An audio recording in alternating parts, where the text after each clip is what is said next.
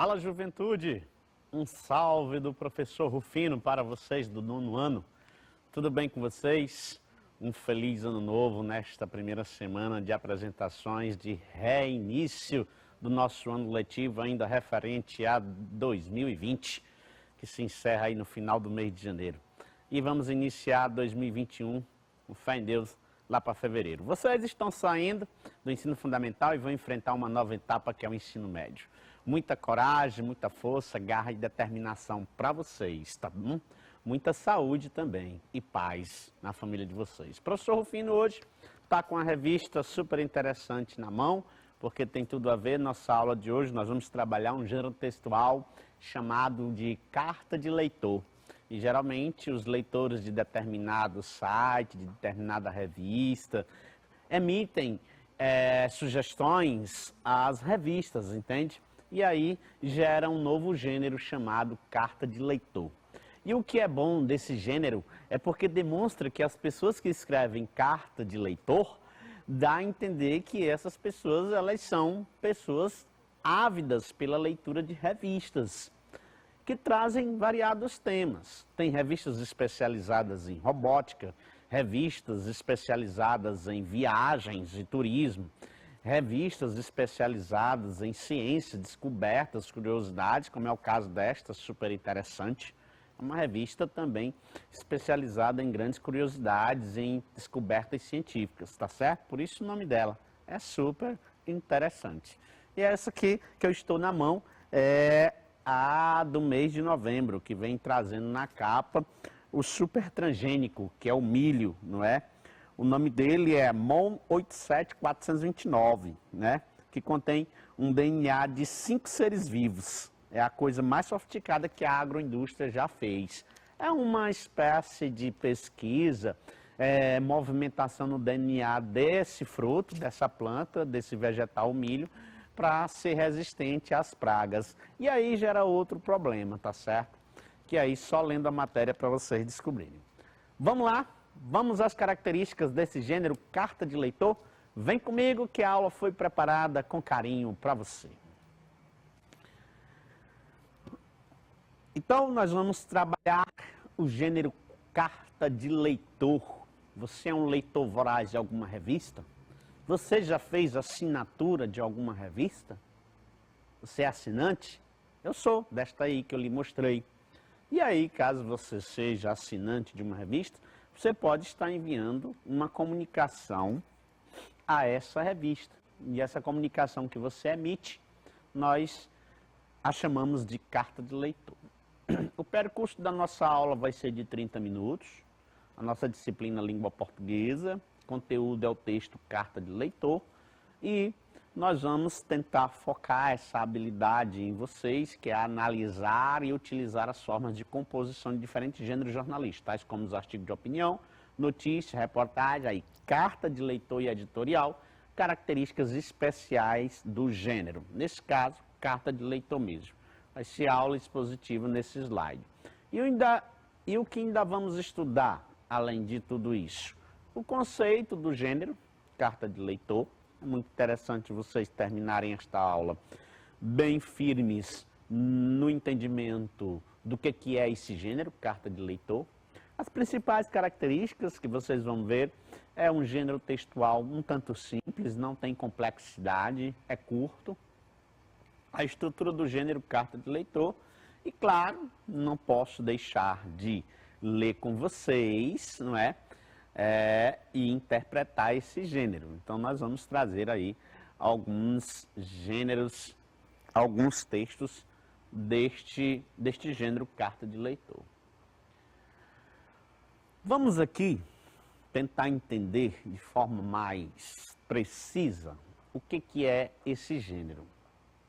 A carta do leitor ou de leitor é um tipo de carta veiculada geralmente em jornais e revistas, onde os leitores podem apresentar suas opiniões. Aí, opiniões, como sinônimo de sugestões, recomendações, enfim, não é? É o momento em que o leitor participa ativamente do processo de construção da revista que ele tanto acompanha. que ele tanto assina, que ele tanto admira. Olha que interessante, não é? Então é um momento em que o leitor é o protagonista também do processo tanto de leitura como de escrita da própria revista, de fabricação da revista. Esse gênero epistolar, não se assustem, professor, o que significa isso? Epístola vem da palavra carta, né? Epístola é sinônimo de carta. Esse gênero epistolar possui uma função relevante para os meios de comunicação. Relevante, sinônimo de importante, grandioso, não é? Essencial para os meios de comunicação, tanto para as revistas como para os jornais. De modo que a carta do leitor assegura uma resposta, que é o que nós chamamos de feedback de seus leitores. Então, todo chefe editor, todo editor-chefe de uma grande revista, todo editor-chefe de um grande jornal, que se preze, vai dar atenção, sim, a essas cartas enviadas de seus leitores. Porque a partir delas, ele pode ter um termômetro de como anda a recepção da sua revista, do seu jornal no grande público. Então, todo editor-chefe que se preze vai precisar, sim, desse feedback. Nem todas são consideradas, claro, porque algumas delas pode, sim, que seja uma crítica não construtiva, e o mundo não precisa de simplesmente de criticadores, mas sim de pessoas críticas que construam para o bem de todos aquilo que eles estão a dizer que não está legal ou que estão a simplesmente elogiar. Porque existem cartas de leitores simplesmente enviadas só para endossar, ratificar, não é? Aquilo que foi dito, que são os elogios. Esse espaço reservado aos leitores é um importante instrumento de comunicação, pois eles, os leitores, podem interagir com o meio de comunicação, expondo assim seu ponto de vista sobre uma notícia. Legal, ó, seu ponto de vista sobre uma notícia, sobre uma reportagem, uma pesquisa ou qualquer outro assunto da atualidade. Então, o leitor, ele pode escrever, não só enviar uma carta de leitor, não só concernente à matéria principal da capa. Não, ele pode mandar uma sugestão, uma crítica, um elogio a qualquer matéria que ele encontre na revista, ou simplesmente a nenhuma matéria. Ele pode mandar uma carta de leitor simplesmente fazendo um elogio da revista por inteiro. Assim, as opiniões, sugestões, críticas, perguntas, elogios e reclamações dos leitores são publicadas e podem ser visualizadas por qualquer indivíduo. Olha aí. Aí é o momento ápice, né, do leitor protagonista. Eu acredito que aquele leitor que é um leitor voraz de revista X ou Y, quando ele vê seu texto sendo publicado numa circulação grande, que é a revista a qual ele assina, eu acredito que ele vai ficar muito orgulhoso de si, não é? E muito contente. Vocês também podem, pessoal, a partir de hoje, pensar em escrever uma carta de leitor e levar e publicar a um e-mail de jornal. Por exemplo, eu já fui assinante do jornal Meio Norte. Eu já fiz sugestões de carta de leitor a esse grande jornal. E já foi publicado, não é? Já foi publicado textos, artigos também. Você pode também participar junto ao e-mail dos jornais. Se você é uma pessoa que gosta de escrever um artigo polêmico, por exemplo, não é baseado em algum assunto ou opinião sua, em cima de algum assunto, você pode sugerir, sim, para o editor-chefe. Se o texto tiver qualidade, é claro que o jornal não vai se esquivar de publicá-lo, né? Então, isso é muito importante. E vocês vão ter aquele orgulho de escritor pessoal que cada um pode sentir na hora que seu texto for vinculado. Além disso, o leitor pode sugerir algum tema a ser abordado. Olha aí que interessante, né? Se de repente você viu que a revista esqueceu, entre aspas, ou ainda não colocou no rol de temas importantes aquele assunto que você tanto espera, na sua carta de leitor você pode sugerir, não é? Um tema polêmico ou mesmo um tema não tão destacado no mundo, não tão destacado mais na sociedade, mas você tem argumento suficiente para dizer que aquele tema é muito importante por isso, por aquilo. Então você pode sugerir aí assunto ou temas para serem abordados na revista ou no jornal. Por esse motivo, é uma importante ferramenta de produção de pauta para os veículos de comunicação. E tu imagina que a equipe da revista, do jornal, os editores-chefes, eles se reúnem, não é? E muitas vezes com um monte de cartas de vocês ali sobre a mesa, e algumas cartas de vocês não são publicadas, mas elas são, vamos dizer assim, de total importância na pauta jornalística ali, tá entendendo? Não significa que tua carta, porque não foi publicada, que ela não seja importante. Nas inúmeras reuniões que os jornais, as edições de jornais e revistas têm, com certeza tua carta vai ser lida pelos profissionais e vai ser muito bem debatida durante as pautas das reuniões. Porque, pessoal, para um programa ir para o ar, para um jornal se finalizar, tem as reuniões de pauta, se vocês não sabem. Isso existe entre os profissionais de comunicação. E, professor, caso eu queira, sim, gostei, escrever para algum jornal, para alguma revista, uma carta de leitor, o que é que meu texto tem que conter? Teu texto tem que ser breve, nós vamos já ver as cartas de leitores, elas não passam de, sei lá, 7 linhas, é bem breve, 5, 3 linhas. E escritos em primeira pessoa é utilizar o eu mesmo, né? Eu, fulano de tal, quero sugerir, digo, os verbos sempre em primeira pessoa, não é? Sugiro, não é? Quero fazer uma crítica, uma sugestão. Então, vocês vão usar o verbo em primeira pessoa. Temas atuais e de caráter subjetivo, porque é muito de você, muito do sujeito, do eu. Por isso essa palavra subjetividade ou subjetivo. E claro que você não vai sugerir temas ultrapassados ou que não tenha nenhuma importância ou que tenha alguma veiculação, vamos dizer assim, preconceituosa. Você não vai fazer isso. Você vai sugerir, expor uma sugestão a partir de um tema bastante atual e que seja de utilidade pública. Uma linguagem simples, clara e objetiva, não é? Também evitar gírias. Quando diz linguagem simples, não é muito rebuscamento, mas também você não pode utilizar palavras de baixo calão, claro que isso você não vai fazer, e nem usar de gíria ou linguagem bastante informal. Porque primeiro que você deseja que sua carta de leitor seja publicada, né? E o jornal que se preze não vai publicar qualquer coisa. Então qualquer linguagem muito vulgar não vai, ou melhor, vulgar, não vai em nenhum momento passar pelo crivo dos avaliadores. Presença de destinatário e remetente. O que é isso? Como é uma carta, ó, é uma das principais características quando a gente estuda a carta, lá no nosso 6º ano, 7º ano, 5º ano, quando a gente estuda as características da carta pessoal, não é? Essas duas palavrinhas, muitas vezes, vocês naquela idade lá de 5º ano, 6º ano, pode até confundir, mas vocês sabem, ó, destinatário é para que se destina aquela carta, né? E remetente é aquele que está a escrever a carta, remetendo aquilo. Então, existe a presença do destinatário. O destinatário é quase sempre o nome da revista ou do jornal a qual você escreve, ou simplesmente se dirige aos leitores desta revista. Então, eles serão os destinatários da sua carta de leitor, não é? E o remetente é sempre você, que você, ao final, assina e diz a cidade de onde está falando, e põe a data. Então você viu aí que tem características epistolar, de carta pessoal, que é um gênero textual que deu espaço a outros gêneros semelhantes pelo contexto da evolução comunicativa que nós tivemos, das novas tecnologias de comunicação.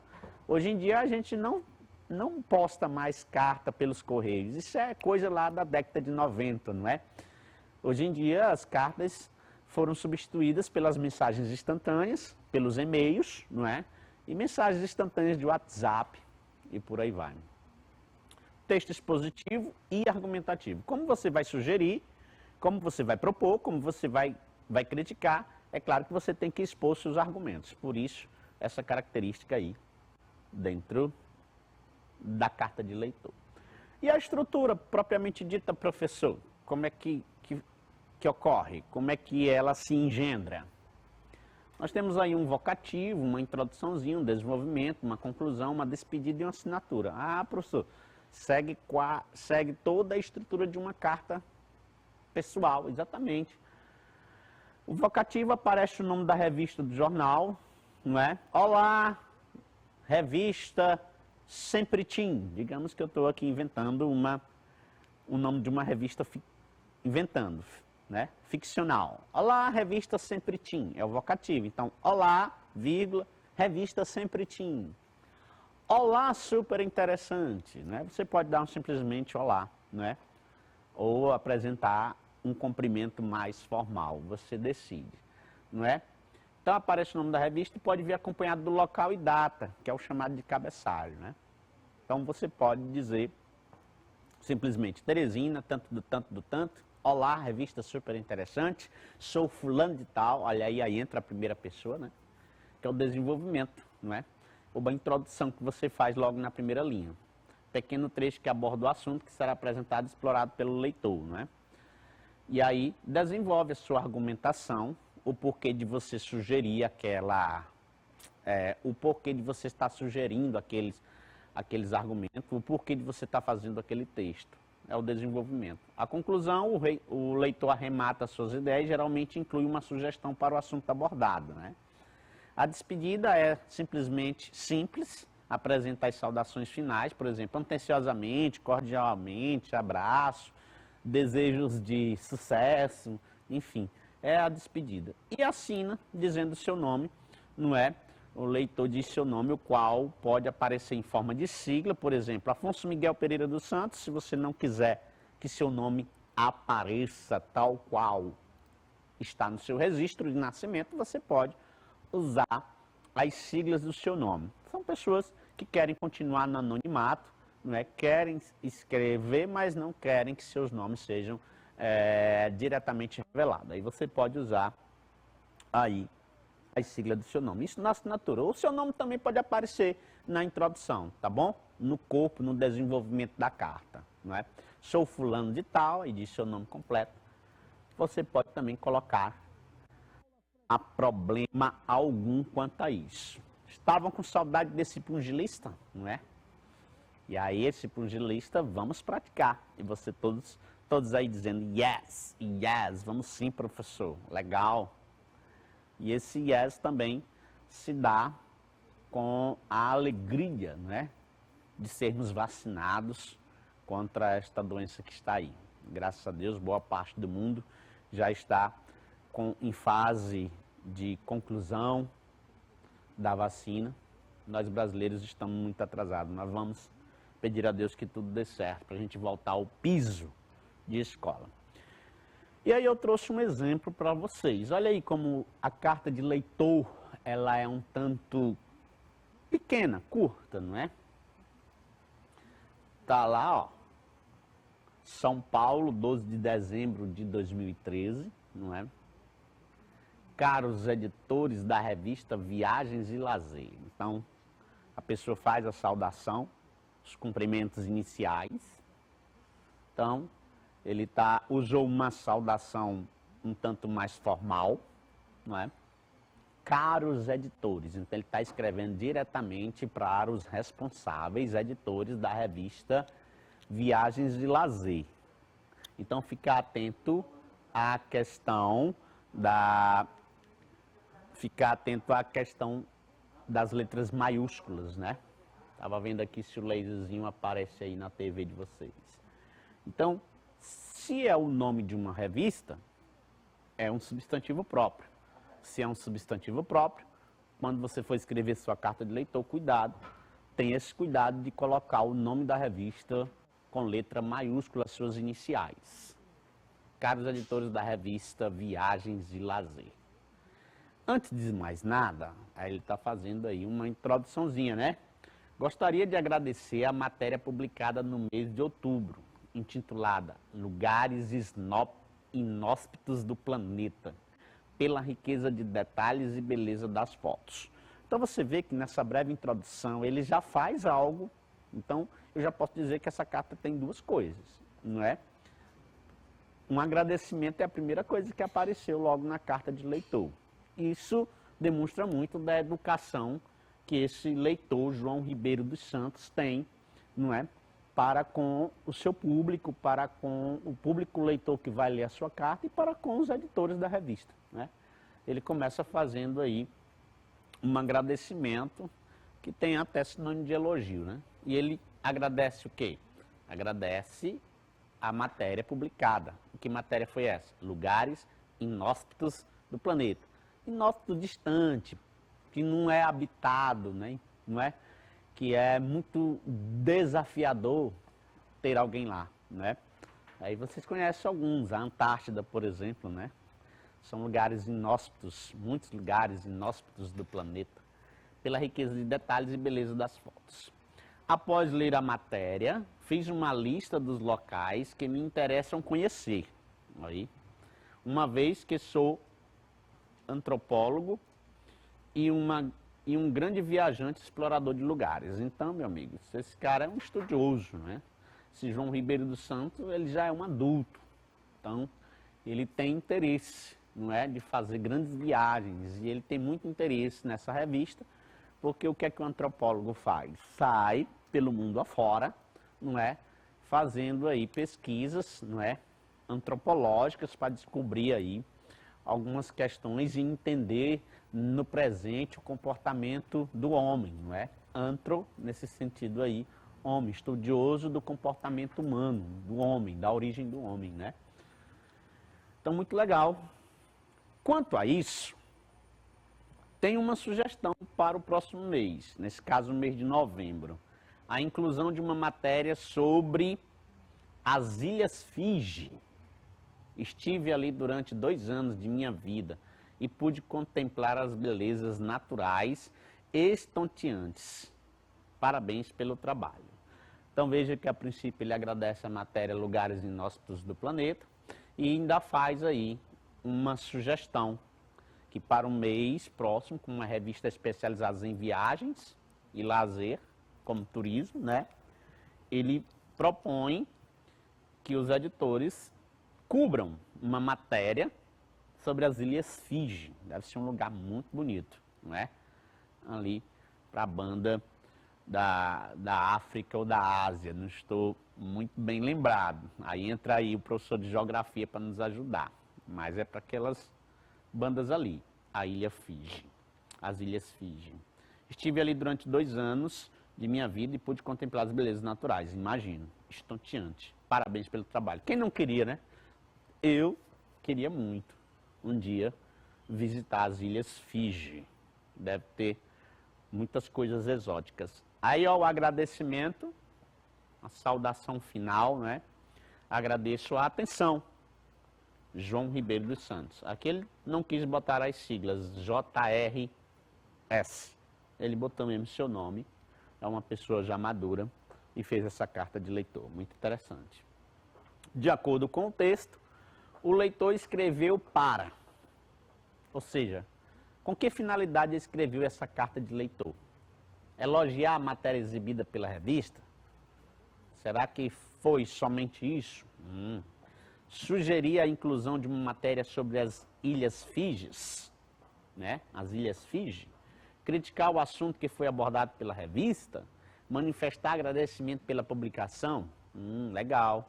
Ah, professor, nós tínhamos aí que entender como o principal, né, professor? O principal motivo dele ter escrito a carta. Elogiar não foi bem o verbo, ele agradeceu, mas poderia ter sido, né? Mas não foi esse o principal. Ele fez isso, ele elogiou. Não, se ele não elogiou, ele agradeceu. Mas não são sinônimos? Pode ser, professor. Mas aí, ó, a letra A já fica fora, porque não foi o foco da sua carta, né? Criticar? Não, pelo contrário, ele não criticou, ele agradeceu, ele elogiou, ele sugeriu. Então, o verbo criticar também está fora aí de resposta. Manifestar agradecimento pela publicação? Professor, então eu estou numa dúvida cruel. Realmente ele agradeceu na letra D e ao mesmo tempo que elogiou. Então se a letra A estiver legal, a letra D também tem que estar legal. mas não foi esse o foco principal da sua carta, não é? O principal foco da sua carta é sugerir a inclusão de uma matéria sobre as Ilhas Fiji. Entenderam aí? Então, a letra A e a letra D vêm para confundir um aluno mesmo desatento, pode marcar ela. Pela carta escrita, é possível entender que a revista trata de fauna e flora. Especificamente fauna e flora. A matéria nada tem a ver com a revista. Meu Deus. A revista, vocês sabem como é o nome dela lá, né? Viagens e Lazer. E aí, lugares inóspitos do planeta. Viajar para lugares como esse, não tem tudo a ver, sim. É uma revista especializada em viagem e lazer. Legal, professor. A publicação é dirigida a crianças, nada a ver, né? Podemos eliminar a letra D, sim. A letra A ainda deixa a gente confuso, né? A matéria nada tem a ver com a revista. Aí você volta lá, ele colocou o nome da matéria a qual ele agradece e elogia. Então, é claro que o gabarito aí é letra C. E temos aqui uma última carta para a gente ler, né? Olá, pessoal da revista Teen Feminina. Já é uma linguagem mais simples, porque me parece que já é escrito não mais por um adulto, e sim por alguma garota adolescente. Rio de Janeiro, 15 de setembro de 2012. Meu nome é Gisele e tenho 14 anos. Adorei a matéria sobre o primeiro beijo e gostaria de sugerir uma nova matéria sobre o namoro na adolescência. Sou fã da revista, compro todos os mês. Além dessas matérias importantes na adolescência, adoro a seção de modas e acessórios. Já pensaram em ter um espaço para reciclagem de artigos de moda? Tenho feito algumas adaptações nas roupas e acessórios que tenho no guarda-roupa e tem sido um sucesso com a galera. Abraços e até a próxima. Gisele Matias de Albuquerque. Olha que legal, uma adolescente aí falando aí de duas coisas ao mesmo tempo na sua carta. Primeiro dizendo que ela adorou a matéria sobre o primeiro beijo, né? E ainda sugeriu uma nova matéria, ainda sugeriu também a questão dos acessórios da moda que vão ficando aí meio que ultrapassadas. Lembrei da moda da pochete, né, que na década de 90 foi uma grande febre usar uma pochete, e eu retornei com essa moda agora, eu tirei a carteira do bolso, estou usando. Então ela também está fazendo essa sugestão. Imagine vocês, meninas, rapazes, aí adolescentes e jovens, como vocês podem também resgatar modas que já estão ultrapassadas aí. Pela leitura atenta do texto, podemos afirmar que a publicação em questão tem como público-alvo os idosos. Não acredito que a revista Teen é tudo que diz respeito ao mundo juvenil, não é? Dos adolescentes. Aos adultos também não. Adolescentes e jovens ficou fácil. Esse é o público-alvo, né? Tanto da revista como até da carta de leitor dela. Há duas sugestões presentes na carta escrita, né? Respectivamente descritas em artigos de moda e primeiro beijo. Eu quero respectivamente. Será que ela fez essa sugestão aí? Reciclagem de artigos de moda e namoro na adolescência. Ó, parece que é primeiro namoro na adolescência, né não? Vida dos artistas e super-heróis. Ela nem citou de super-heróis em sua carta. Na verdade, na sequência, ela sugere namoro na adolescência. E na pergunta dela, ela ainda sugere que tal reciclagem de artigos de moda como mais uma matéria para a revista que ela tanto gosta. Então, respectivamente, foi isso. E o uso da expressão olá pessoal demonstrou uma linguagem muito formal? Claro que não. Emitida por um público jovem? Próprias de cartas formais? Claro que não. Inadequada a esse gênero? Não, não é inadequada não. A linguagem pode ser simples. Emitida por um público jovem. Não é mesmo? Pessoal, gostei demais de estar com vocês aí nesses 30 minutos de aula sobre o gênero textual carta de leitor.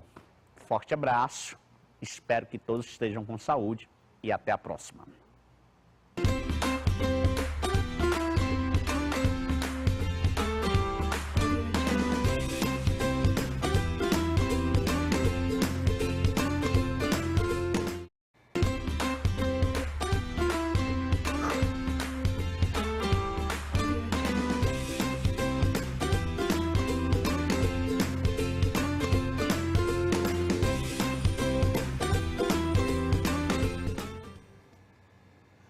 Olá pessoal, tudo bem com vocês?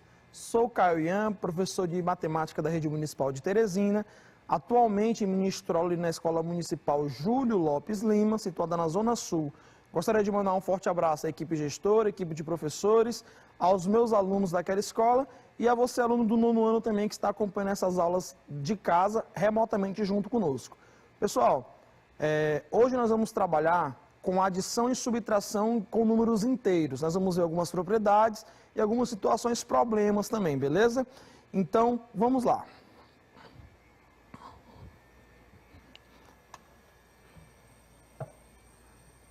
Como eu mencionei, essa aula está destinada aos alunos de 9º ano da Rede Municipal de Teresina. Então, nós vamos trabalhar soma e subtração com inteiros, beleza? A habilidade que nós vamos trabalhar na aula de hoje é essa EF07MA02, que é comparar e ordenar números inteiros em diferentes contextos, incluindo o histórico e utilizá-los em situações que envolvam adição e subtração. Então, vamos dar início aqui à nossa aula, introdução. Os números inteiros são números que estão presentes em diversas situações do nosso dia a dia, como, por exemplo, em saldos bancários, na temperatura registrada, nos termômetros, entre outras situações. O conjunto dos números inteiros é formado pela soma entre o conjunto dos números naturais positivos e o conjunto dos números naturais negativos, ou seja, os números negativos. Os números mais 1, mais 2, mais 3, mais 4, mais 5, até mais 100, e isso infinitamente, são chamados de inteiros positivos. São os números inteiros positivos, certo? E os números menos 1, menos 2, menos 3, assim até infinitamente crescendo para o número negativo, são chamados de inteiros negativos, beleza? Então, os números inteiros é a união, vamos falar assim, desses inteiros positivos e os inteiros negativos. Observem, pessoal, que os inteiros positivos são os números naturais. O conjunto dos números naturais, que são aqueles números em que nós utilizamos na contagem, contando a quantidade de coisas. 1, 2, 3, 4, 5, assim sucessivamente. Beleza? Conjunto dos números inteiros. O conjunto formado pelos inteiros positivos, pelos inteiros negativos e pelo zero é chamado de conjunto dos números inteiros e é representada pela letra Z. Então, esse Z aí, ó, se você observar, eu tenho aqui essa reticências aqui no lado esquerdo, né? Ó, aí menos 5, menos 4, menos 3, menos 2, menos 1, 0, 1, 2, 3, 4, 5. Então, essa reticência. Por que significa essas reticências aqui? Porque os números inteiros, ele é infinito, um conjunto infinito, tanto para o lado positivo, quanto para o lado negativo, beleza? E o conjunto dos números inteiros não nulos é representado por Z e esse asteriscozinho aí. Os não nulos os números inteiros, porém tirando o zero. Ó. O próprio nome falando não nulos, a gente tira o zero. Aí quando a gente tira o zero, se transforma nesse inteiro não nulo. Tranquilo? Somente por uma questão de observação, nem todas as operações simples são possíveis dentro do conjunto dos números inteiros. Ou seja, ao efetuar, por exemplo, a divisão, o resultado nem sempre é um número inteiro. Quando você efetua divisão de dois números inteiros, nem sempre o resultado dá um número inteiro. A mesma coisa se assemelha lá nos números naturais. Nos números naturais, quando você divide dois números naturais, nem sempre o resultado é um número natural. E também quando você subtrai dois números naturais, nem sempre o resultado dá um número natural. Na verdade, o conjunto dos números inteiros, ele surgiu também através desse déficit que os números naturais tinham. Porque quando você subtrai dois números naturais, normalmente era para dar um número natural, mas isso só acontece quando o minuendo ele é maior que o subtraindo. Caso contrário, por exemplo, se eu pego 2 menos 4, o resultado dá menos 2. Observe que 2 e 4 são números naturais, mas o resultado menos 2 não é um número natural, já é um número inteiro. Então, a gente fala que a operação da subtração não é bem definida nos números naturais, mas já nos inteiros, sim.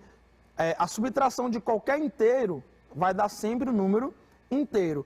Mas observe o seguinte, que no campo dos números inteiros, a divisão ela não é bem definida. Por quê? Porque quando você divide dois números inteiros, em alguns casos, você não tem um resultado, um número inteiro. Então, a divisão também não é bem definida nos números inteiros. Hoje, em nossa aula, daremos uma atenção especial para a operação de adição e para a subtração, suas características e propriedades dentro dos números inteiros. Nós vamos trabalhar as características e propriedades dos números inteiros, beleza? Da adição e subtração dentro dos números inteiros. Então, vamos adiante. Agora, vejamos cada uma das operações mencionadas, adição e subtração, dentro do conjunto dos inteiros. As propriedades delas, as características, os métodos de operação, bem como os famosos jogos de sinais, bastante usados dentro de operações com números inteiros.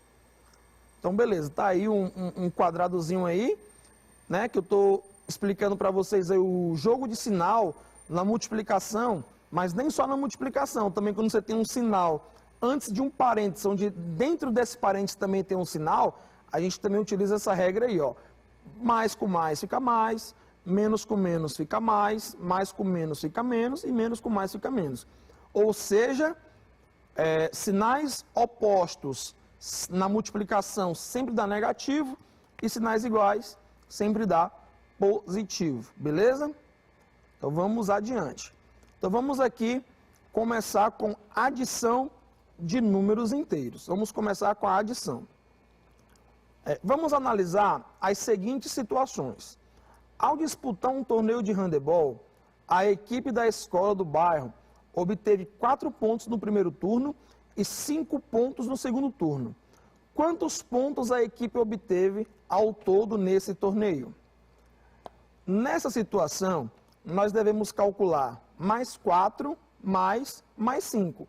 Observe que a equipe obteve, então quer dizer que se ela obteve, é um saldo positivo. Então, por isso que a gente utiliza aqui nesse caso o mais 4. Ele está com saldo positivo de mais 4. E aí, no segundo turno, ela ficou com saldo positivo de mais 5. Para eu saber o total, o ponto total, eu vou somar esses dois saldos. Mais 4, mais 5. O que pode ser feito mentalmente, é o que a gente está dizendo. Mas vamos primeiro representar esse cálculo na reta numérica. Então, vamos ver aqui a reta numérica. A partir do ponto associado ao zero, fazemos um deslocamento de 4 unidades no sentido positivo. A partir do ponto associado ao mais 4, fazemos um novo deslocamento de 5 unidades no sentido positivo. Dessa forma, está aqui o zero, né? Ó, se você observar direitinho, está aqui o zero. Nós vamos fazer nós vamos andar 4 unidades no sentido positivo. Lembrando que o sentido positivo é o sentido aqui que fica à direita do zero, beleza? E o sentido negativo é o que fica à esquerda do zero. Que à direita é o positivo, à esquerda é o negativo. Então, nós vamos andar ali, ó, 4 casas decimais no sentido positivo. Ó. 1, 2, 3, 4 está aqui. E depois, ele fez mais 5 no segundo turno. Então, nós vamos andar aqui, ó, mais 1, 2, 3, 4, 5. Parou aqui, ó, no mais 9. Beleza? Então, observe aí, ó, que a gente andou até o mais 4. E depois, andou ali mais 5. Totalizando para a gente ali, um total de mais 9 unidades, ou seja, 9 unidades. Beleza? O deslocamento total foi de 9 unidades no sentido positivo. Então, mais 4 mais 5 é igual a mais 9. A equipe obteve ao todo 9 pontos. A gente sabe que quando o número é positivo, ele não necessariamente precisa ter o sinal de mais, beleza? Então, se ele tiver o sinal de mais ou não, a gente já sabe que ali é um número positivo. Tranquilo? Então vamos adiante. Vamos ver aqui algumas propriedades da adição. Algumas das propriedades, tá bom? A primeira propriedade que eu coloquei é o seguinte: a soma de dois números inteiros é sempre um número inteiro. Foi aquilo que eu falei inicialmente. A adição, ou seja, a soma no campo dos números inteiros, ela é bem definida. Se eu pegar qualquer dois números inteiros e somar, o resultado sempre vai dar um número inteiro. Beleza? Por exemplo, está dizendo aí, ó, mais 3 mais 5 é igual a mais 8. E mais 8 pertence, ou seja, esse símbolozinho aqui, ó, esse ezinho meio arredondado, ele significa pertence, tá? Ó. Então significa que o mais 8 pertence ao conjunto dos inteiros. Se você pegar menos 7 mais menos 3, vai dar menos 10, porque você vai andar ali, se você estiver aqui no menos 7, lá na reta numérica, e você vai andar mais 3 unidades no sentido negativo, está dizendo ali, ó, menos 3, né? Então você vai ficar do menos 7, você vai chegar onde? No menos 10. Então menos 10 também é um número inteiro. Se você está no mais 11 e vai andar no sentido negativo, 8 unidades, ou seja, menos 8, você vai chegar ali no mais 3, que também pertence aos números inteiros. E se você estiver no mais 7 mais menos 13, você está no mais 7, você vai andar 13 unidades no sentido negativo, vai dar o resultado de menos 6, que também pertence aos números inteiros. Observe que o conjunto dos números inteiros é fechado em relação à adição. Quando eu boto essa palavra fechado, significa bem definido, certo? Ou seja, o resultado da operação de adição entre dois números inteiros é sempre possível e pertence a esse conjunto dos números inteiros. O significado de ser fechado em relação a determinada operação significa que toda e qualquer operação de adição entre quaisquer números inteiros tem sempre como resultado um número inteiro, beleza? Então, qualquer número inteiro que você pegar e somar, o resultado também vai ser o número inteiro. Só se é uma questão de VOF, a adição de dois ou mais números inteiros sempre vai resultar um número inteiro? É verdade, beleza? Então, vamos adiante. A segunda propriedade é uma propriedadezinha até da adição, né? Ó, a ordem das parcelas em uma adição não altera a soma. Então, a ordem que você colocar esses números inteiros, o resultado sempre vai ter que dar o mesmo, beleza? Por exemplo, você tem aqui mais 11 mais menos 9, o resultado vai dar mais 2. É a mesma coisa de ser 11 menos 9. Mas se eu inverter aí a ordem das parcelas, botar menos 9 mais 11, também vai dar mais 2, certo? Então a ordem aí não vai alterar o meu resultado, certo?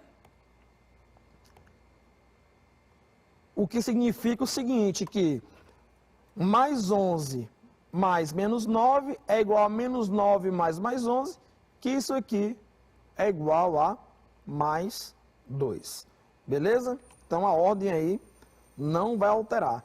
E essa propriedade, nós chamamos ela de comutativa. Então significa que no campo dos números inteiros, na adição eles são comutáveis, ou seja, existe a propriedade comutativa, ou seja, a ordem das parcelas não altera o meu resultado. Observe que devemos, nesse caso, fazer a utilização da propriedade conhecida como jogo de sinais mais e menos. Então, como a gente falou anteriormente, em que a gente vai fazer o jogo de sinal. Ó. Vou fazer aqui primeiro aqui, para vocês entenderem. Ó. Mais 11 mais menos 9, ó, que vai ficar 11, mais com menos dá menos, tá até mais aqui, ó. 9. Isso aqui vai ser igual a menos 9, né? Ó. Mais com mais dá mais 11. Se você calcular, vai dar mais 2. Tranquilo? A terceira propriedade. Associando-se as parcelas de maneira diferentes, também obtém-se a mesma soma. Então, significa que também a propriedade associativa no campo dos números inteiros também é possível, também existe essa propriedade nos números inteiros. que significa isso? Significa da seguinte forma: se você tiver aqui esses valores, menos 8 mais menos 2 mais 7, você pode resolver primeiro os dois primeiros números, ó, menos 8 mais menos 2 dá menos 10. E o resultado menos 10 você pega e soma com 7, que vai dar menos 3. Ou então você pode pegar, repete o menos 8, né? E faz a conta primeiro nos dois últimos, ó. Menos 2 mais 7, que dá mais 5. Só que menos 8 mais 5 vai ficar quanto? Menos 3, da mesma forma. Ou então você ainda pode repetir o termo do meio, ó, como a gente fez aqui, ó, e resolver primeiro os termos que estão ali nas pontas, ó. Menos 8 mais 7 vai dar menos 1, menos 1 mais menos 2 vai ficar menos 3. Observe aí que o resultado não muda. Eu fiz a operação com os mesmos números de 3 formas diferentes, eu associei de 3 maneiras diferentes, porém o resultado permaneceu o quê? Permaneceu o mesmo, beleza? Essa é a propriedade associativa. A ideia de associar está ligada ao fato de juntar dois termos e posteriormente fazer a soma do terceiro termo. É como se eu tivesse assim mais ou menos, ó. Eu tenho aqui A mais B mais C. Então, se eu pegar e somar primeiro A mais B e o resultado somar com C, é a mesma coisa de eu pegar A, repetir o A e somar os dois últimos termos. Ou então ainda, eu posso muito bem pegar o B e associar o primeiro e o último, porque aqui vale a propriedade também comutativa. Então, eu botei o B na frente e troquei o B com A de posição, sem nenhum problema. Beleza? Então, tá aí a nossa propriedade associativa, certo? A quarta propriedade. O número zero é o elemento neutro da adição nos números inteiros. Por como ser elemento neutro? Qualquer número que você pegue e soma ou subtrai a zero, vai dar aquele mesmo valor. Por exemplo, mais 8 mais 0 é igual a mais 8. Ou 0 mais 8 também vai ser mais 8. Menos 7 mais 0 é igual a 0 mais menos 7, que é igual a menos 7. Então, essa é a propriedade da existência do elemento neutro. Observação: além dessas propriedades da adição, que também são válidas para o conjunto dos naturais, o conjunto dos números inteiros apresenta uma nova propriedade, a existência do elemento oposto. Nos naturais a gente não tem esse elemento oposto. Aqui nos inteiros nós temos, tá? Esse elemento oposto, ele também pode ser chamado de simétrico. É o elemento oposto ou simétrico, certo? Por exemplo, qual é a definição de elemento oposto? É você pegar um número e somar com esse elemento oposto e o resultado vai dar zero. Por exemplo, se você tem aqui menos 8 está dando aqui, não. Quem vai ser o elemento oposto de menos 8? É o número que eu some com esse menos 8 e o resultado dê zero. Ou seja, vai ser o mais 8. Menos 8 é o elemento oposto ou simétrico de mais 8 e vice-versa. Mais 13 e menos 13 igual a zero. Mais 13 é o elemento oposto ou simétrico de menos 13 e vice-versa.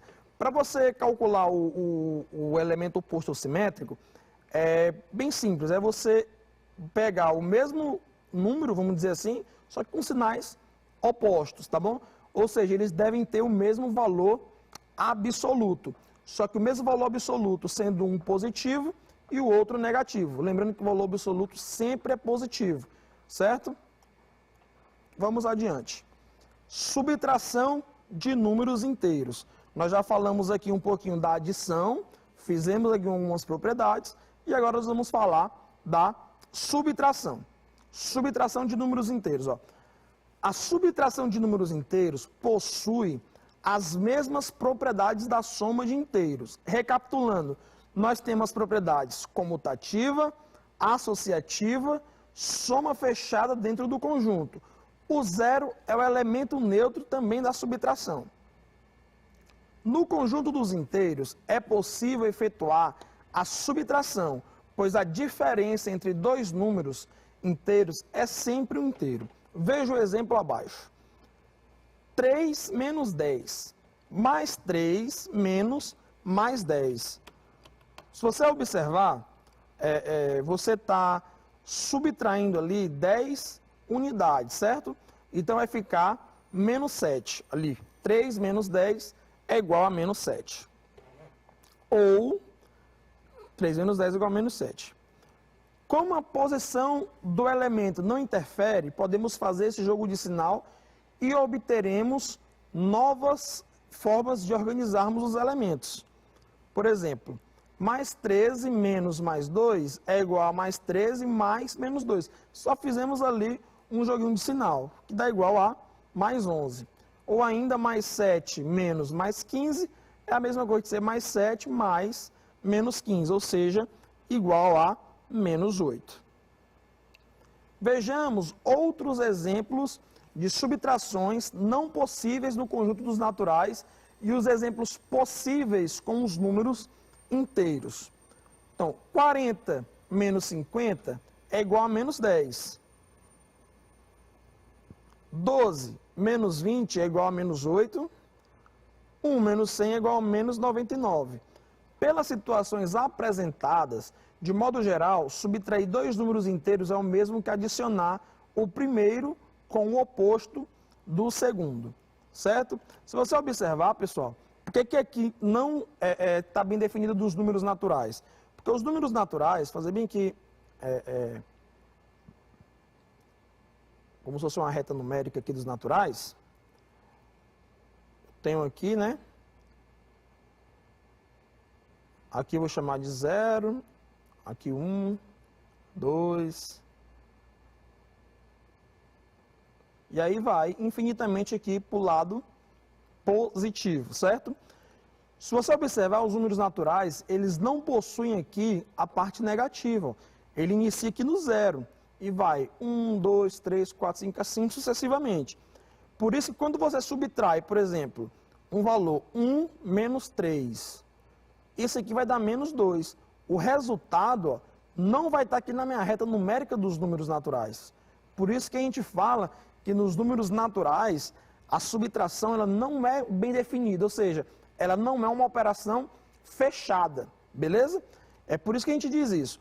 Mas se você observar, se eu fizer bem aqui, nessa mesma reta aqui, os valores negativos, aqui deixaria, né, ó, de ser naturais e já passaria a ser os inteiros, né?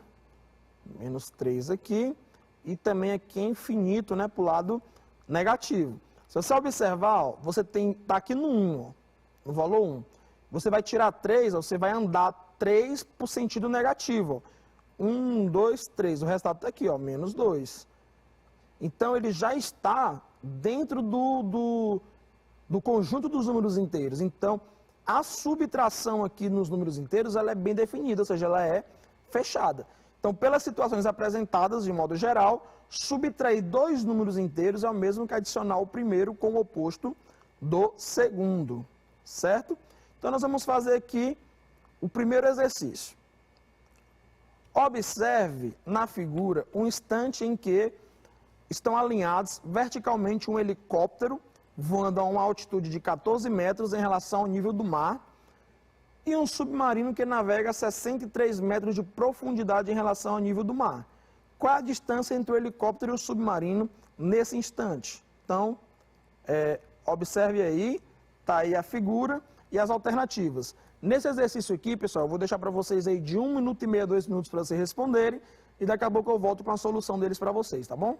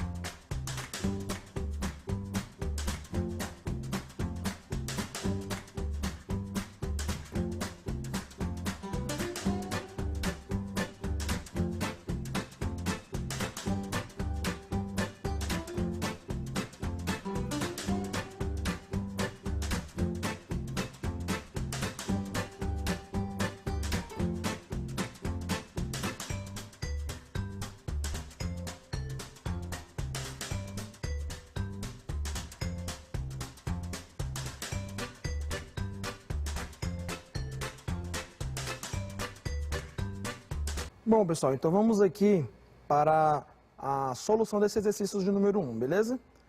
Então, a solução. Observe que se trata de uma questão em que devemos fazer uma soma entre os valores das medidas dadas. Observe o esquema abaixo. Nós temos aqui o helicóptero e o submarino.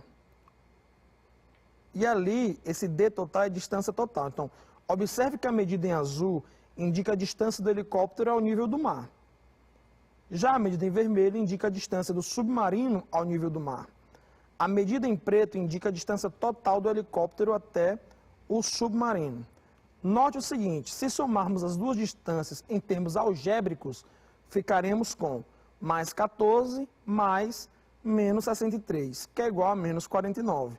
Mas essa não é nossa resposta. Por que ela não é nossa resposta? Porque é o seguinte, ó, o erro está no fato de que devemos somar os valores absolutos. Pessoal, valor absoluto é a mesma coisa que vocês aprenderam lá também, chamado módulo. Então, nós temos que calcular o módulo. E lembra que módulo é uma distância. E distância não pode ser o quê?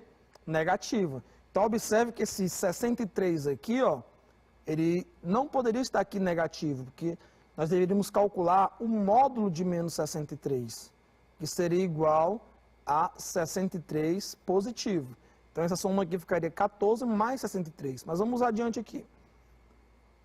Logo, os valores absolutos dos números inteiros dados são, ó, aqui o módulo, né, ó, de mais 14 é igual a 14 e o módulo de menos 63 é igual a mais 63 também.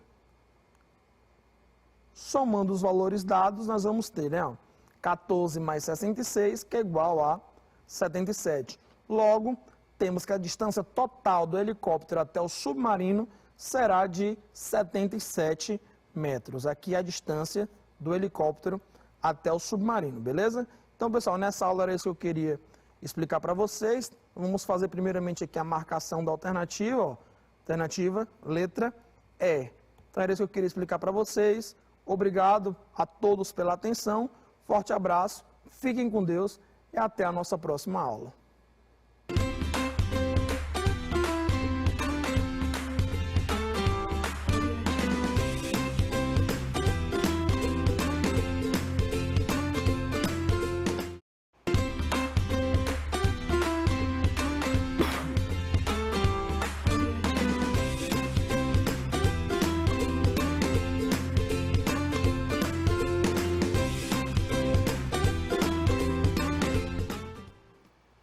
E aí, pessoal, tudo bem com vocês? Eu sou o professor Robert, sou professor de Ciências da Prefeitura e eu vou ficar com vocês até o final de janeiro, tá?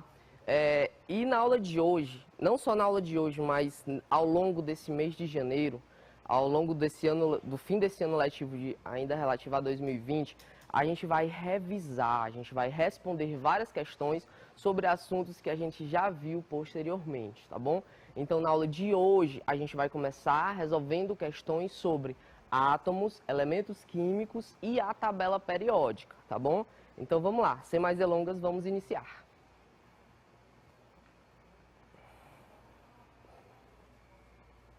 Então, pessoal, questões sobre átomos, elementos químicos e a tabela periódica.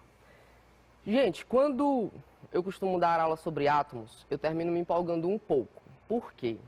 Porque, segundo Carl Sagan, quem foi Carl Sagan? Foi um dos maiores astrofísicos, astrônomos que a gente já teve, tá? Inclusive, eu indico uma série para vocês, uma série que está disponível grátis no YouTube, chamada Cosmos, narrada e escrita por Carl Sagan. Eu acredito que vocês vão adorar. Fala muito sobre astronomia, tá bom? E ele dizia o seguinte: o nitrogênio em nosso DNA, o cálcio em nossos dentes, o ferro em nosso sangue, o carbono em nossas tortas de maçã, foram feitos no interior de estrelas em colapso, agora mortas há muito tempo. Nós somos poeira das estrelas. O que ele quis dizer com isso? Gente, inicialmente você vê aí que o nosso corpo, assim como o nosso DNA, as partes do nosso corpo, o nosso sangue, é composto por átomos, tá? E esses átomos, gente, foram feitos no interior de estrelas em colapso. Aí você me pergunta, professor, mas como? Aí vocês vão ter que assistir a série do Carl Sagan, tá? Para entender melhor e aprender a gostar, tá? De ciências, beleza? Mas é tanto que se você for ver o nível de organização da vida, você tem o seguinte.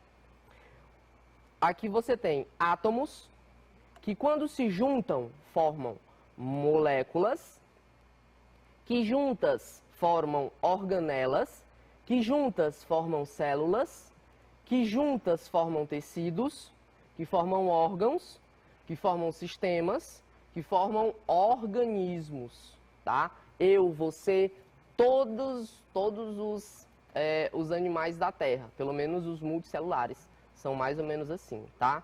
E esses organismos, quando eles se juntam, eles formam populações, que essas populações, quando se juntam, formam comunidades, que quando se juntam, formam um ecossistema, que juntos, todos os ecossistemas do nosso planeta formam o que a gente chama de biosfera. O que seria a biosfera? A esfera de vida do nosso planeta, tá? Então, se você vê aí a nível molecular, aliás, a nível atômico, gente, todos os seres vivos são compostos por células. E é por isso que o Carl Sagan dizia que nós somos poeira das estrelas, tá bom?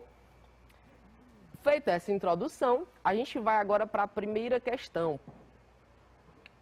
A primeira questão fala sobre, pede para você relacionar as características atômicas com os cientistas que as propôs. Gente, seguinte, até a gente chegar no modelo atômico que a gente tem hoje, foram várias etapas, tá? Foram mais de 100 anos, e se você contar, como a professora Valdélia até falou, né, que essa palavra átomo, ela vem do grego, que significa indivisível. Então, lá na Grécia Antiga, muito antes de Cristo, eles já tinham essa noção de que a menor partícula de matéria seria um átomo e que este átomo seria indivisível, tá? Inclusive, eles deram até esse nome de átomo para ele. Foram mais de 2000 anos até a gente chegar ao modelo atual que a gente tem, tá bom? Mas é muito importante a gente saber o que era que passava pela cabeça desses cientistas aqui quando eles propuseram, tá bom? Quando a gente vai olhar para a história, por exemplo, aqui dos modelos atômicos, a gente não deve enxergar o modelo de Thomson, de Dalton, de Rutherford como modelos errados, tá? Apesar de que eles são errados. Mas eles contribuíram bastante para a gente chegar no modelo que a gente tem hoje, tá? O que eu quero dizer com isso? Para você não ter medo de errar, tá bom? Esses rapazes aqui erraram e entraram para a história mesmo assim, tá? Mas vamos lá, já falei demais. Primeira questão, relaciona as características atômicas com os cientistas que as propôs. Primeiro, Dalton. Segundo, Thomson. Terceiro, Rutherford. Esses três rapazes, eles propuseram o que a gente chama de modelo atômico, tá? E eles até deram alguns nomes. O primeiro deles para você relacionar, né? O seu modelo atômico era semelhante a um pudim de passas. E aí, quem foi que disse isso? Dalton, Thomson ou Rutherford? Depois, seu modelo atômico era semelhante a uma bola de bilhar. E aí, quem foi que disse isso? Dalton, Thomson ou Rutherford? E por fim, criou um modelo para o átomo semelhante ao sistema solar. E aí, quem disse isso? Dalton, Thomson ou Rutherford? Gente, para conseguir responder o máximo de questões possível, eu vou responder essas questões com vocês, tá? Então, vamos lá, gente. Dalton. Dalton foi o primeiro que, em 1808, tem até aí na página 25 do nosso livro, né? O John Dalton, ele propôs um modelo atômico de que o átomo era semelhante a uma bola de bilhar, tá? Seria indestrutível e indivisível, tá bom? Isso foi em 1808, tá? Então, John Dalton criou um modelo o modelo atômico que seria semelhante a uma bola de bilhar, ok? Bola de bilhar, gente, é aquelas bolinhas de sinuca, tá? Tranquilo? Agora vamos para o Thomson. Gente, o Thomson, 90 anos depois, em 1898, ele propôs, tá? Através do seu experimento de raios catódicos, né? Que o modelo atômico era semelhante a um pudim de passas, tá? Eu não gosto muito de usar esse pudim de passas, não, porque aqui a gente não come pudim de passas, mas a gente come panetone. Imagine aí um panetone só com aquela uva passa. Seria mais ou menos aquilo dali. As uvas passas seriam os elétrons, tá? E o resto da massa seria a parte positiva, tá? Enquanto as uvas passas seriam a parte negativa, portanto, os elétrons, tá? Foi o Thomson que, de certa forma, descobriu o elétron, tá bom? Alguns anos mais tarde, deixa eu só confirmar aqui, foram 21 anos mais tarde, Ernest Rutherford, que por sinal era aluno de Thomson, ele criou um modelo para o átomo semelhante ao sistema solar, tá? Então, de acordo com a questão, a resposta ficaria mais ou menos assim, ó. Primeiro, o 2 fica no primeiro, o 1 fica no segundo e o 3 fica no terceiro. Aí a resposta seria mais ou menos essa, tá bom? Mas assim, gente, para resumir de um modo geral, eu vou utilizar esse, de certa forma, mapa mental aqui do Brasil Escola. Inicialmente você tinha o modelo de Dalton, depois foi para o de Thomson, depois foi para o de Rutherford, que esses três aqui a gente viu na aula de hoje, e por fim foi lá para o modelo de Bohr, tá? Esses modelos aqui, gente, eles estão explicados, de certa forma até bem explicados no nosso livro, tá? Eu vou até colocar aqui para vocês. O do John Dalton está na página 25, tá? Está na página 25 do nosso livro. E aí os capítulos 2 e 3, eles falam do modelo de Thomson, do modelo de Rutherford e, por fim, lá no fim, o modelo de Bohr, tá? Que, de certa forma, pegou o modelo de Rutherford e fez algumas, digamos, algumas melhorias, tá bom? Só um pequeno detalhe, gente. O modelo de Bohr, que também pode ser chamado de Rutherford-Bohr, a nível de ensino médio, até médio fundamental e médio, é o modelo atômico atual, tá? Só que o modelo atômico atual, na verdade, é esse daqui, ó. Vou mostrar aqui agora para vocês. É o seguinte, gente. Aqui nesse simulador do PET, que eu gosto de brincar bastante, eu tenho os modelos atômicos, tá? Inicialmente eu tenho aqui o modelo da bola de bilhar, que é o do Dalton. Depois eu tenho o pudim de passas, que é do Thomson. Depois eu tenho o do sistema solar clássico, tá? Só que ele tinha um pequeno problema, eu vou até reduzir bem aqui. Se o modelo atômico fosse de acordo com o que o Rutherford disse, o que ia acontecer com o elétron? Essa partícula azul é o elétron. Ele iria explodir no núcleo. Aí, ó, ia explodir, né? Só que aí o Bohr chegou e, ó, resolveu esse problema. Ele disse que os elétrons giravam em torno do núcleo em órbitas lindas, maravilhosas e bem definidas, tá? Esse daqui é até onde a gente estuda, tá bom? Só que posteriormente, vocês vão ver isso lá no ensino superior, espero que alguns de vocês façam algum curso de ciências, vocês vão ver que teve um tal de de Broglie, que também fez um modelo atômico, tá? O modelo atômico dele seria mais ou menos esse. Eu vou até colocar aqui um pouquinho mais rápido. Seria mais ou menos esse daqui, ó. E aí, pouco tempo depois, veio o Erwin Schrödinger. Não sei se vocês já ouviram falar do gato de Schrödinger. Pois é esse cara aqui. Esse daqui é o modelo atômico atual, tá bom? Mas aqui a gente não precisa se preocupar muito com isso aqui, não. A gente precisa se preocupar só até o modelo de Bohr, tá? É porque eu gosto de falar para vocês o que está acontecendo na atualidade, beleza? O que é aceito na atualidade, certo? Agora vamos voltar lá para as questões. Então vamos para a segunda questão ainda sobre o modelo de Rutherford, de 1911. E é 1911, eu coloquei 1919, perdão. O átomo de Rutherford foi comparado ao sistema planetário. O núcleo atômico representa o Sol e a eletrosfera os planetas. Gente, isso aqui faz até um pouco de sentido. Por quê? Por mais que ele esteja errado, mas faz muito sentido. Por quê? O Sol, ele está no centro do nosso sistema solar, né? Isso é até um pouco óbvio. Só que o Sol, gente, ele representa 99,9% de toda a massa do nosso sistema solar, tá? E o átomo no átomo, no núcleo do átomo, que tem ali os prótons e os nêutrons, ali, gente, você tem, não chega a ser 99,9% da massa, tá? Mas você chega a ter uma imensa maioria de toda a massa de um átomo está concentrada no núcleo, assim como no sistema solar.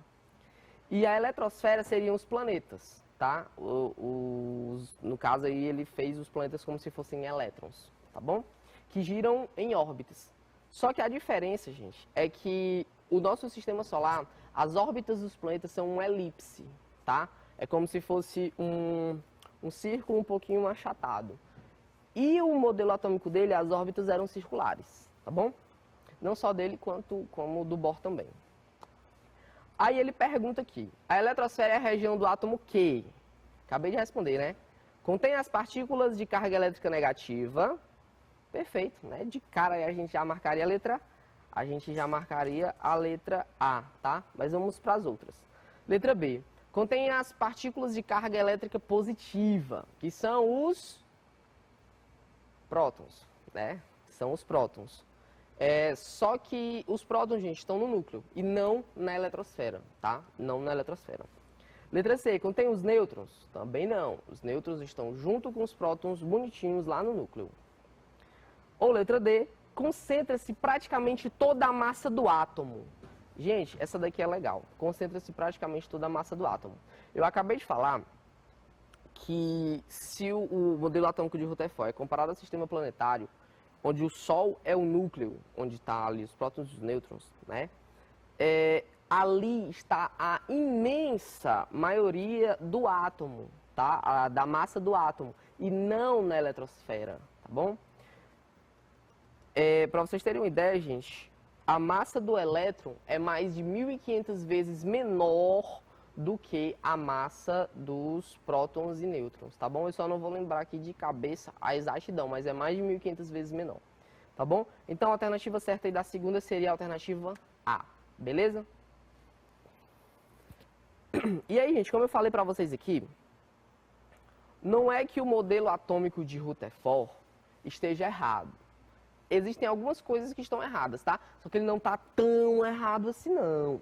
Aqui, gente, você vê uma ilustração do sistema solar, tá? Essa daqui é bem atual, saiu ano passado, final do ano passado, fizeram essa ilustração do sistema solar.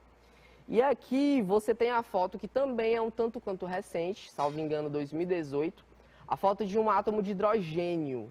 Gente, olha é um pouco semelhante, é ou não é? É um pouco semelhante, né? A diferença, gente, é que essas órbitas aqui do sistema solar, elas estão até um pouco em elipse, né? Mas vocês veem que por mais que o de Rutherford não seja mais aceito, mas ele não estava tão errado assim, né? E contribuiu bastante para o modelo atômico atual, beleza? Vamos aqui agora para a terceira questão. Agora que a gente já falou dos três primeiros, a gente vai falar um pouco de Bohr. Escolha dentre as alternativas aquela que fornece as palavras corretas para preencher as lacunas vazias do enunciado relacionado ao modelo atômico estabelecido por Bohr. Vamos lá. Quando um elétron absorve certa quantidade de o quê? Calor, energia. E aí? Ele salta de uma órbita mais energizada ou energética, e aí é qual? Tá bom? Quando ele retorna à sua órbita original, ele absorve ou ele libera a mesma quantidade de energia na forma de... Aí a gente pode adequar para a luz visível ou ultravioleta, tá? Mas para a gente responder essa questão, vamos brincar de novo no simulador. Vamos lá, vamos para o simulador, vamos para o modelo de Bohr. Aqui você tem o modelo de Bohr, eu vou até colocar um pouco lento. Aqui você tem o modelo de Bohr, aqui você tem um núcleo, e aqui você tem um átomo, ou você tem um elétron girando ao redor do núcleo, né? Você tem aqui o elétron girando ao redor do núcleo. Vamos lá, gente. Eu vou ligar bem que essa arminha ela vai jogar algumas partículas nesse elétron. Gente, é um pouco rápido, tá? Então, observem atentamente o que acontece quando uma dessas partículas atinge o elétron. Vamos lá. Vou colocar a média aqui. Não, aí já fica acelerado demais. Ó, vocês viram? Na hora que atingiu, o que foi que aconteceu com ele? Como ele recebeu energia, ele foi para uma órbita mais externa, né? E aí ele liberou energia e voltou para a órbita. Esse é um dos postulados do Bohr, tá? Inclusive, gente, está na página 64 e 65 do nosso livro, Os Postulados do Bohr. Salvo engano, mais especificamente a página 65, beleza? Agora vamos voltar lá para a questão. Dito isso, gente, a alternativa mais correta aí seria a alternativa D, que complementando a frase ficaria o seguinte: quando um elétron absorve certa quantidade de energia, tá, que a gente viu ali, de energia, ele salta, vocês viram lá que na hora que ele recebeu aquela partículazinha de energia, ele saltou para uma órbita mais externa ou energizada, tá? Ou, perdão, energética, tá? E aí, quando ele retornou à sua órbita original, eu não sei se deu para perceber, mas ele liberou uma partículazinha, tá? Ele liberou energia, tá? E essa energia, gente, é na forma de luz visível ou ultravioleta. Essa informação aqui, gente, ela tá na página 65 do nosso livro, tá bom? Então, a alternativa mais correta aí da terceira questão seria a letra D, certo? Vamos agora continuar falando aqui sobre o Bohr, né? Na página 64 do nosso livro, gente, tem essa imagem aqui, né, de um experimento que ele fez. Ele viu, gente, que quando você tem o sódio, ele tem... Isso aqui, gente, é como se fosse a gente chama isso aqui de espectrômetro, tá? Espectroscopia. Beleza? Para estudar, de certa forma, alguns elementos químicos, como sódio, nesse exemplo, né? Sódio, hélio, hidrogênio e estrôncio. Essa imagem aqui está na página 64. Aí você me pergunta assim, professor, digamos, isso daí serve para quê? Qual é a utilidade disso daí? Gente, isso daqui é um tanto quanto legal. Por quê? Porque é dessa forma aqui que a gente consegue saber a composição de alguns planetas, tá? Os planetas, eles têm como se fossem digitais, tá bom?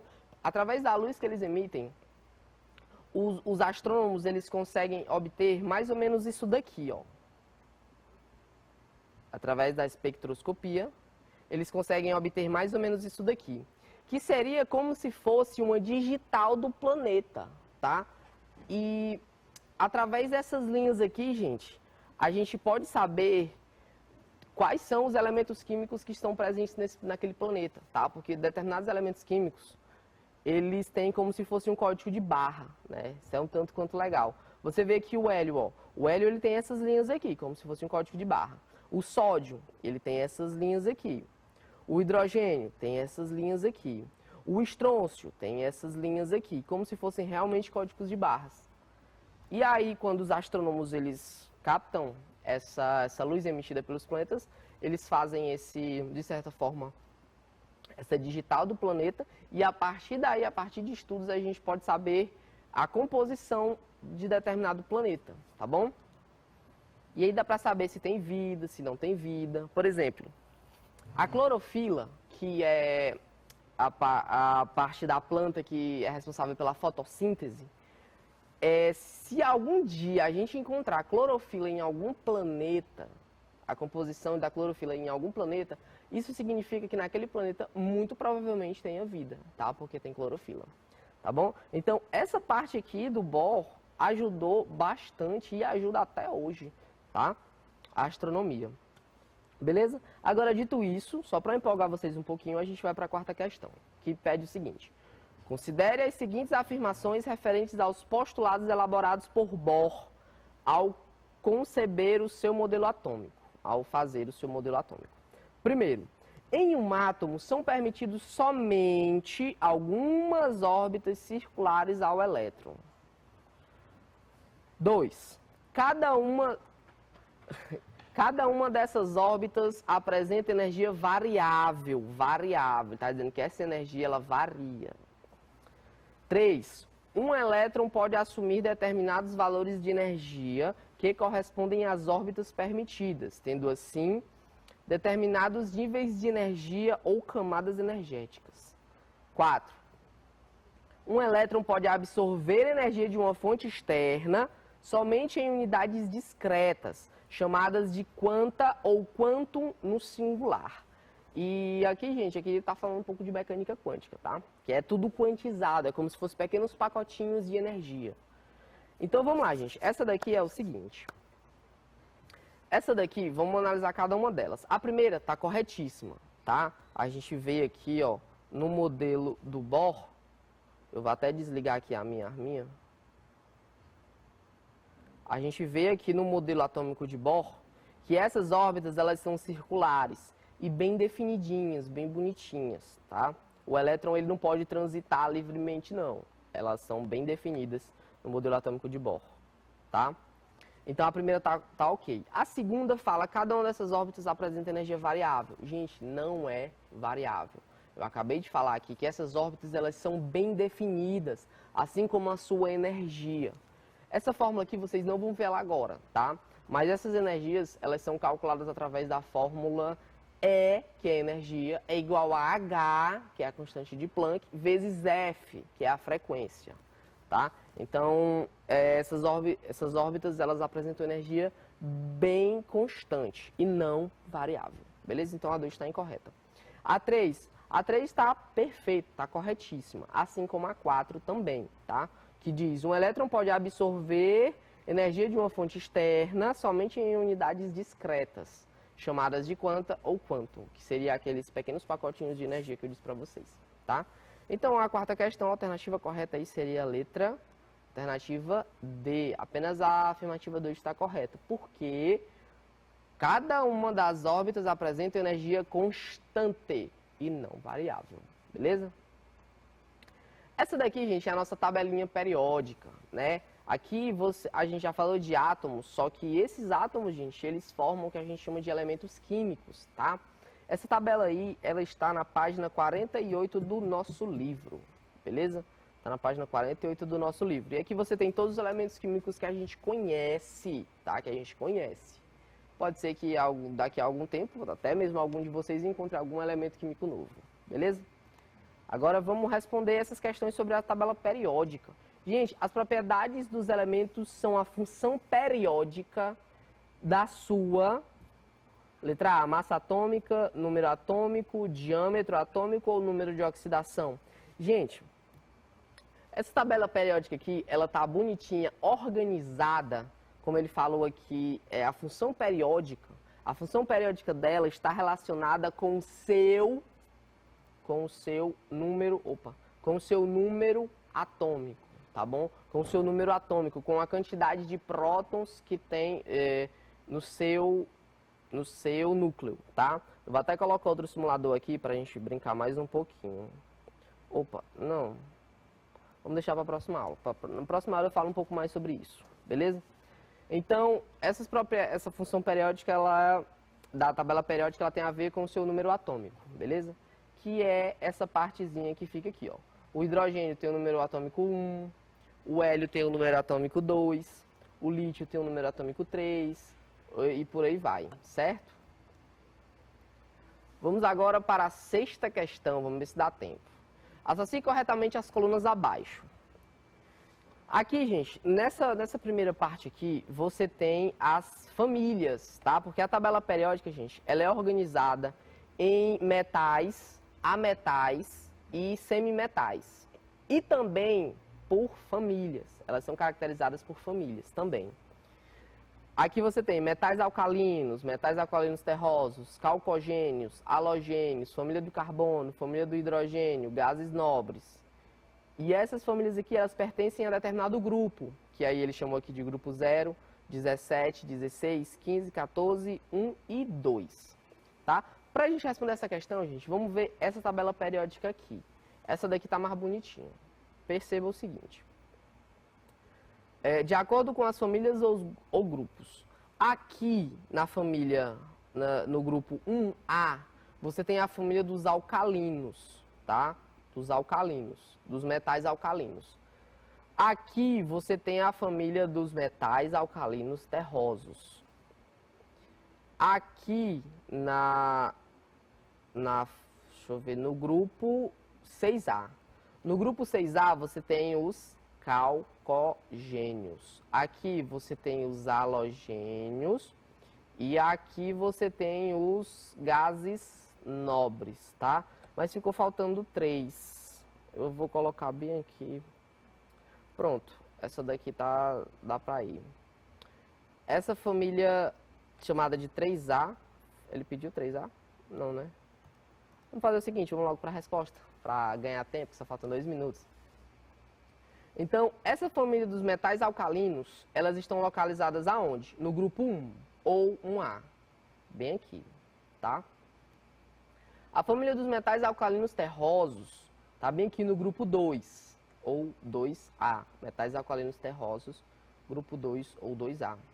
Os calcogênios estão no grupo 16 ou 6A, né, que a gente viu bem aqui, calcogênios. Os halogênios, eles estão no grupo 17 ou 7A.